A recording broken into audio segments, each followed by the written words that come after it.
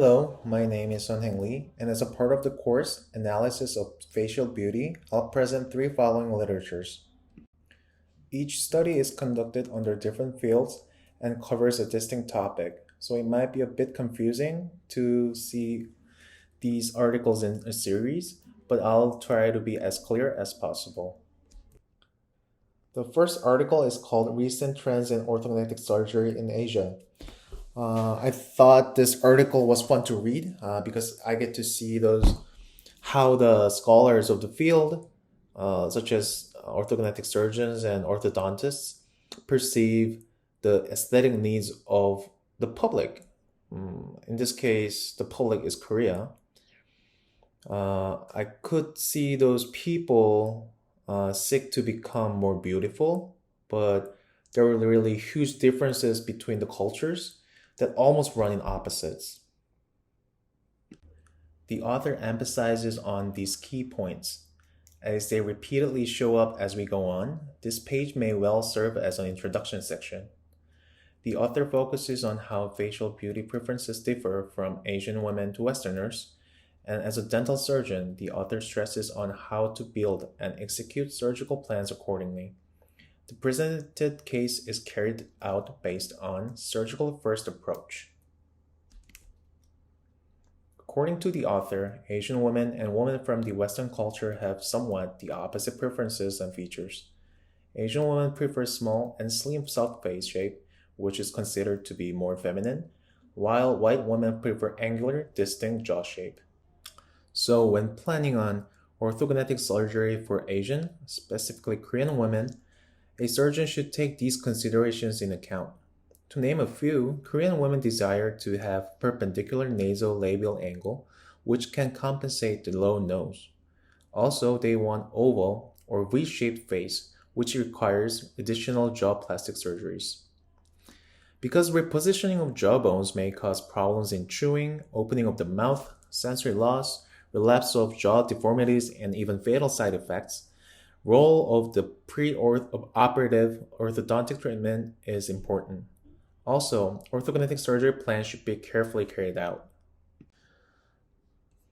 For diagnosis, they use lateral cephalogram or posterior anterior cephalogram or computerized tomography.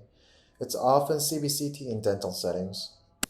The case patient is 19 years old, and her chief complaints were jaw protrusion and facial asymmetry. The author found her problem list as below. It included mid-face deficiency with chin protrusion, edge bite with anterior open bite tendency, class 3 molar key, lower dental midline deviation 2.5 mm to right, flat smile arc, long face, and maxillary transverse deficiency. So for the treatment, the goal would be to correct the facial asymmetry and mandibular protrusion and to obtain normal occlusion. The possible plans could include the preoperational orthodontics treatment or SFA, which is surgery first approach. It has shortcomings such as unstable occlusion with postoperative orthodontics because it has to deal with greater vertical and sagittal changes. Also, when postoperative occlusion shows premature contact, it may result in temporomandibular diseases. Therefore, to carry out SFA successfully, accurate diagnosis and planning, meticulous lab procedures, and experiences of the surgeon are required. For surgical planning, Arnett and colleagues suggested 7 steps using lateral cephalogram. First, correct the torque of the maxillary incisors. Second, correct the torque of the mandibular incisors. Third, position the maxillary incisor, look for 1 in this case. Fourth, auto-rotate the mandible to 3 mm of overbite. Fifth, move the mandible to 3 mm of overjet. Sixth, set the maxillar occlusor plane. Seventh, access the chin projection and height. Using CBCT and 3D image simulation, virtual surgery was performed before the surgery. Using the simulated data, the surgical wafers were fabricated to keep both jaws in stable position throughout the procedure. To stabilize the occlusion, post-operative orthodontics was carried out roughly 4 weeks after surgery. The purpose of the treatment is to restore class 1 molar key and restore normal crown angulation and inclination, and maintain tight contact between teeth with flat curve of spee. And there shouldn't be any rotation of teeth. So these are the pre and post operative photos of the patient. Did she get prettier? As you can see, I can see that her chief complaints are solved or at least improved by the surgery and orthodontics treatment. Especially her mandibular protrusion got really better after the surgery.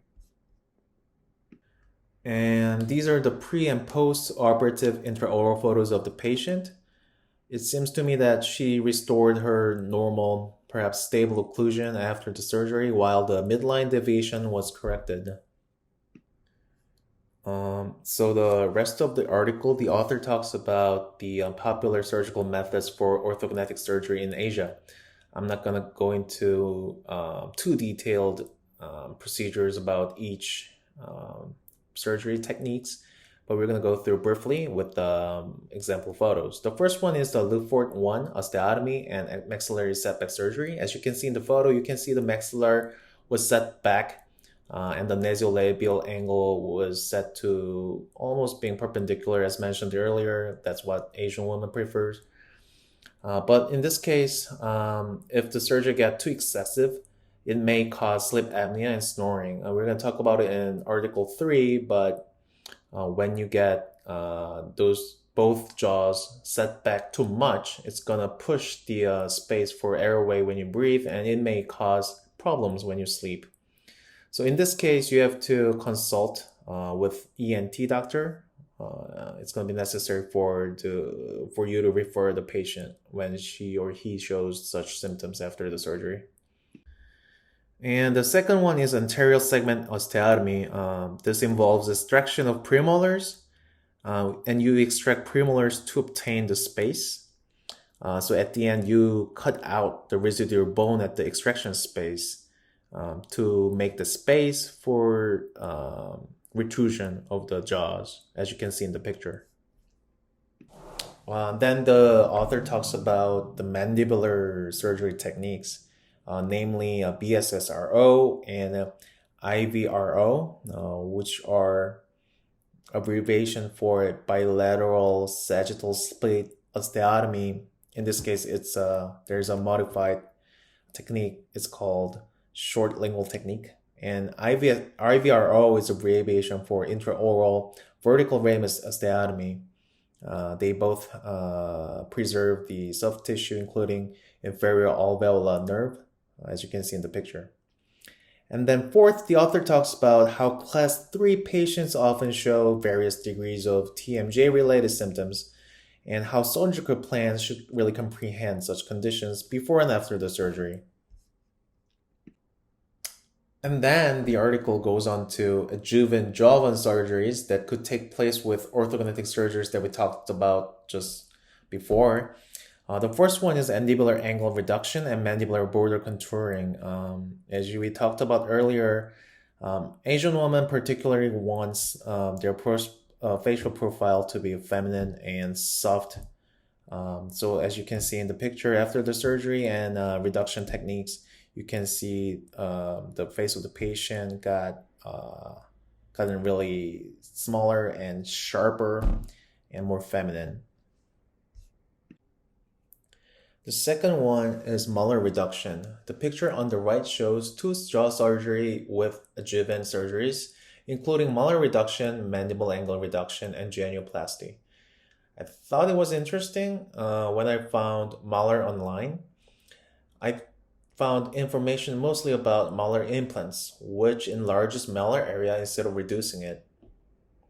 Of course, when I looked into molar in Korean online, the most of the information was about how to reduce the molar area instead of enlarging it. The third one is genioplasty, and the picture shows the example.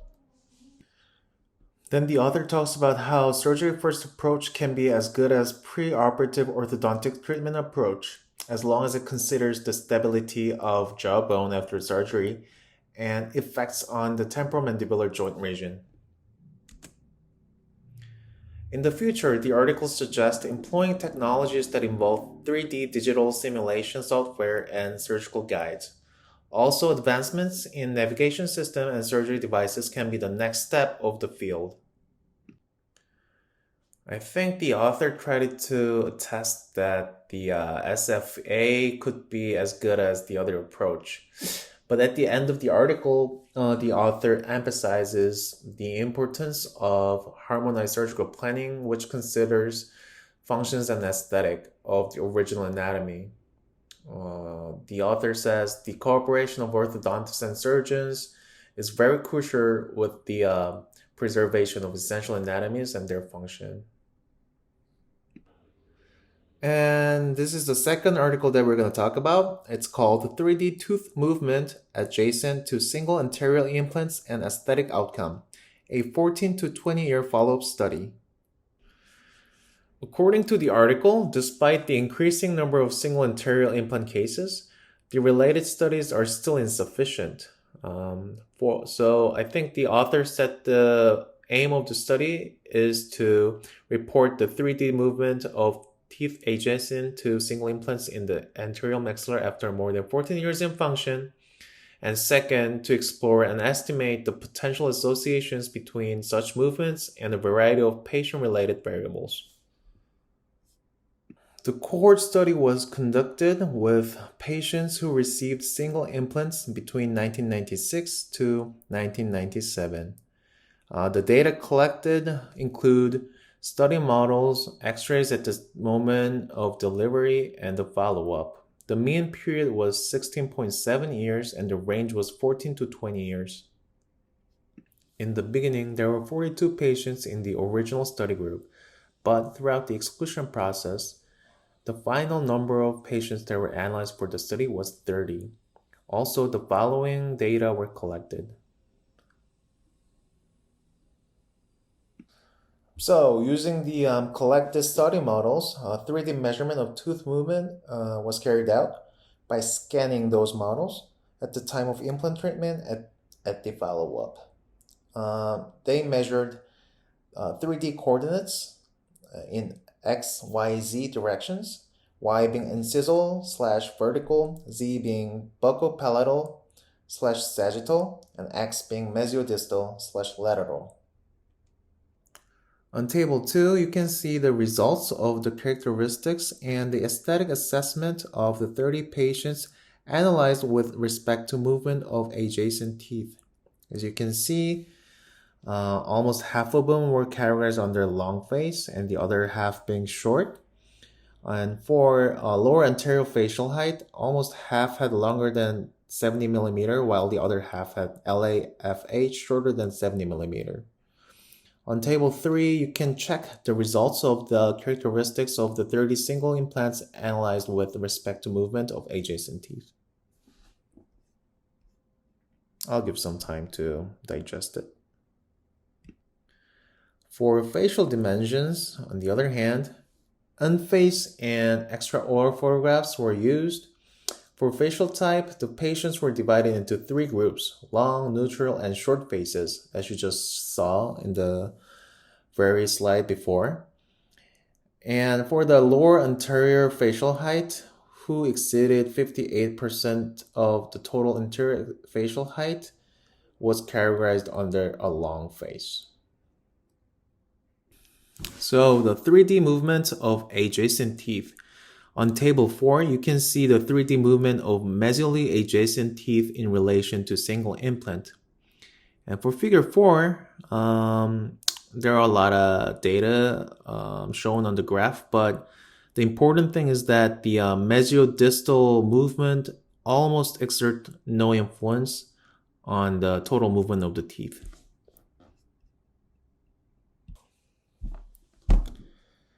Okay, so just for your information, I put some photograph that shows the implant position of the tooth.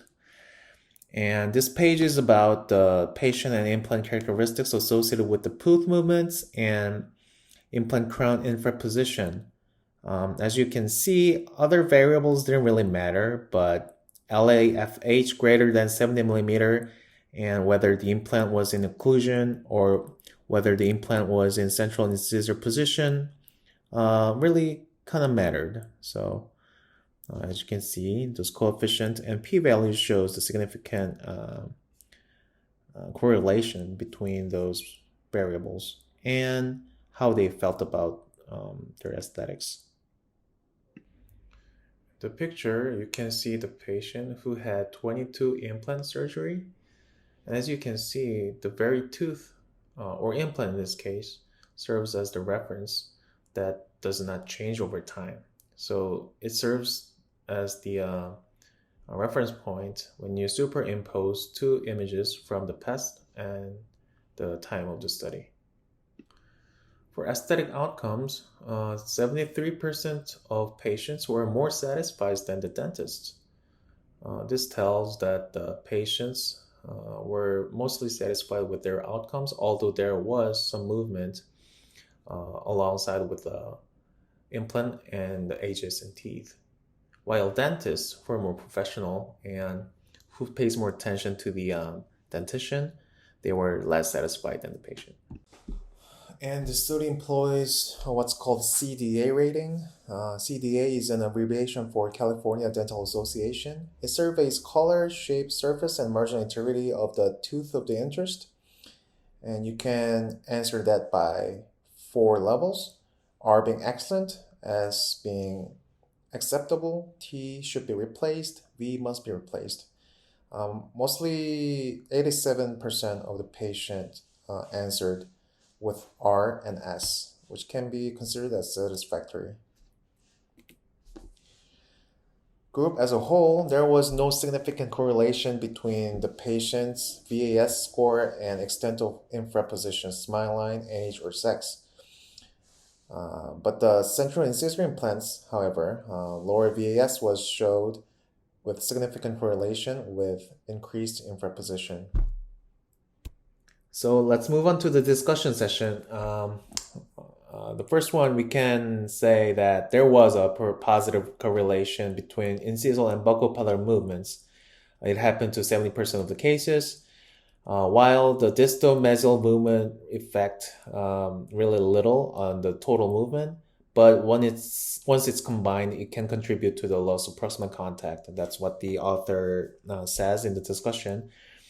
And for the second point, it's about increased tooth movement in y-axis for patients who had LAFH equal or greater than 70 millimeter, or who had implants without occlusions, who lost their tooth not because of trauma but because of other factors, and who had implants in their lateral incisor or canine position. They had increased tooth movement in incisal direction, and it was significantly correlated. The third point was that almost 30% of the patient showed detectable infraposition, which was greater than 1 millimeter in the incisal direction. Despite that, the most of patients regarded their aesthetic appearances of their anterior single implant crown as satisfactory after 14 to 20 years of function.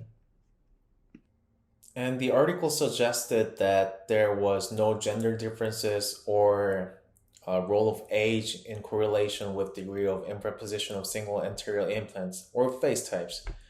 They didn't have any correlations. But one of the only factors the study suggests is that LAFH that is equal or greater than 70 millimeter. This factor was significantly more common among patients with incisal movement that is greater than 1 millimeter. So it can be said who has LAFH that is equal or greater than 70 millimeter has a higher risk for severe infraposition after implant surgery. The interesting result was, I think it was interesting because most of the patients really cared very little about color, position, and shape of their implant and adjacent teeth.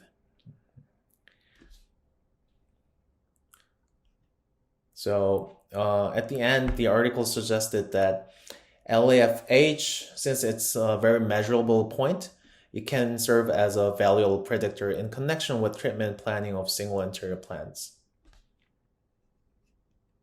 Okay, so the last one here is called Evaluation of Facial Profile Aesthetics After Maxillomandibular Advancement Surgery for the Treatment of Obstructive Sleep Apnea. Whoa, it's a big title, but let's take a look into it. So let's talk about OSA first. OSA is an abbreviation for obstructive sleep apnea, which is defined by a repeated occurrence of complete or partial airway obstruction during sleep due to pharyngeal collapse. Meaning you cannot really breathe well when you're sleeping, and when it gets clinical, you get a name with OSA. It roughly affects 9 to 38% of adult population, and it happens more in men and it rises with age and BMI. It might be caused by anatomical discrepancies such as maxillar and mandibular retrognathia and increased lower height, facial height and inferior position of the hyoid bone. So treat this. There are a lot of ways to tackle this problem, but one of the major surgical ways to deal with this is called maxillomandibular advancement surgery, which can be abbreviated into MMA surgery. This is to lengthen the jaws, involving Le Fort 1 maxillary osteotomy with BSSO. So you're advancing both jaws at the same time into the front direction. So both jaws are advanced to maximum degrees, and this may help to increase the space for the airways that involves in breathing when you sleep. The outcomes of the surgery can be measured by the assessment of apnea hypopnea index, which is called abbreviated into AHI values. When this get decreased, you can expect that the surgery got positive influences in sleeping. Although this surgery is very successful, or it can be successful, due to the amount of large advancements in jaws, the aesthetic concerns may remain. So this article is written to evaluate facial profile changes in patients who underwent MMA for OSA. The methods are simple. Pre and post treatment silhouettes of 21 patients were generated and shown in random order to surgeons, orthodontists, and lay people using VSA. The patients were selected from Western universities, Schulich School of Medicine, and Dentistry from year 2002 and 2016. The criteria for patients were first, they had to be MMA patient who underwent MMA surgery, and they had to be diagnosed with OSA. The age should be remain in between 18 and 65 at the time of surgery. And pre-post surgical data, including PSG, AHI, ESS data, must be collected, and they must have had those good quality pre-post profile photographs so that we can compare at the end. For the questionnaires, they had to rate the aesthetic of each silhouette based on attractiveness, paying particular attention to facial balance using VAS. 0.0 being very unattractive to 10.0 being very attractive. So you get to pick a pretty one, let's say. The evaluators were 48 surgeons, 58 orthodontists, and 70 lay people. And statistical analysis was carried out using SPSS. You can see the details as written. And the results was, I think it was very interesting because throughout the course, we're talking about anatomy, function, aesthetics all together, and how they're really correlated to one another, how they're affecting one another. So the first one was the post-surgical aesthetic scores got improved in 19 of 21 patients. That's almost like 90%. So 90% of people got prettier after the surgery, although it's not aesthetic surgery. This runs with the second results as well, which is the mean increase in post-surgical aesthetic scores was moderately correlated with AHI changes, meaning there may be a correlation between better function and better looks, better aesthetics. The third one, it can be maybe expected already, but surgeons and orthodontists reported more positive changes than lay people. This may be the same for us too, who really studies about function and anatomy and aesthetics at the same time. I think they can perceive aesthetics with functions more closely, so I think it's only natural for them. In conclusion, MMA surgery for the treatment of OSA does not have a negative impact on facial profile aesthetics. Hence, it may have positive influences on your facial profile aesthetics as the article suggests. Not to mention it improves the OSA condition significantly. In this case, MMA decreased AHI value from 46.5 to 8.0. This means 81% of success rate. To wrap up, I thought these articles were very informative in terms of how they try to measure beauty and quantify them into analyzed results. I was always curious about how such thing as beauty can be analyzed on a research paper, and the articles helped me to grasp the general idea of the process. For the first article, although the author talked about soft tissues like blood vessels and nerves and how we should preserve them, but I thought it might have been better if the author talked more about muscular functions. I think they exert huge influences on jaw relations and deformities. The second interesting thing that I want to talk about was that the how patients were more lenient and generous evaluators when they were to evaluate the aesthetics in dental level, as we saw in Article 2. But in Article 3, we saw the opposite. The professional were more generous evaluators when it came down to a facial profile. And lastly, I came to think that although we tend to think anatomy, function, aesthetics separately, I think maybe they're just one huge, big idea with three different faces. It was always interesting to see those relations between anatomy, function, and aesthetics. And it was really interesting to see those, how they play out on a research paper. Thank you for your attention.